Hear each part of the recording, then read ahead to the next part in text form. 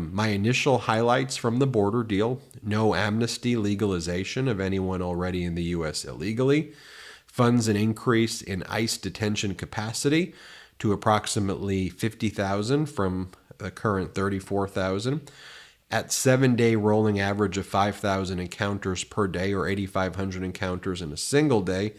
DHS is required to shut the border down and turn away anyone who crosses. No new asylum claims will be allowed, and anybody crossing will be removed. Would end the whole idea of I made it to U.S. soil, you have to process me. That would be over. Border Patrol would not process the illegal crosser, and they would be removed. No asylum claim permitted unless it's made at a port of entry. This does not mean 5,000 are allowed in before this authority kicks in. Single adults would be detained, families would be released via alternatives to detention, and asylum cases would be fast-tracked to months rather than years under a new rapid expedited expulsion system.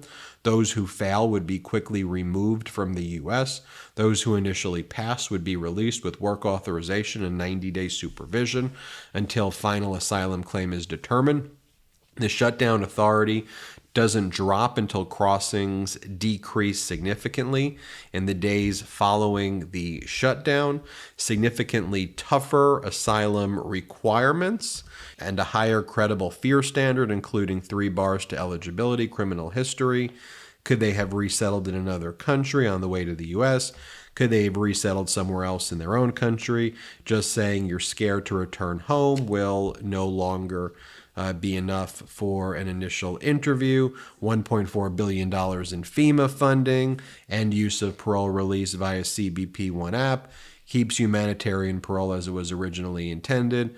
Medical procedures, court cases, etc. 50,000 new visas over 5 years.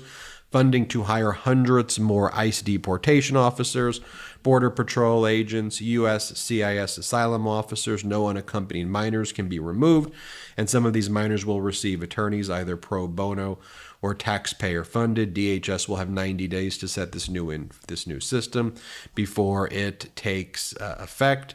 There is a provision in the bill that would allow the president to suspend the shutdown authority. It says authorizes the president to suspend the border emergency on an emergency basis for up to 45 days if it is in the interest of the national interest.